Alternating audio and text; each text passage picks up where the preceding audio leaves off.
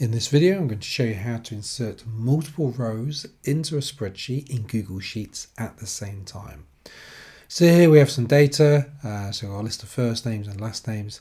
To insert a row, it's easy. You just click on the row, a single click, right click, and you go to insert one row above or one row below. Do that. There we go. I'll do Control Z to undo that. If you want to do multiple, so let's say I want to insert 4. I'll highlight the 4 that I want, right click, and it says insert 4 rows above or 4 rows below. So do that, and it just moves them all down, and you got 4. So if I did this here, so you've got Blair Love. Okay, so let's say I want to do that number of them, yeah? Right click, insert 7 rows above or 7 rows below. I'll say it's insert 7 rows above, and there you go, 7 rows inserted.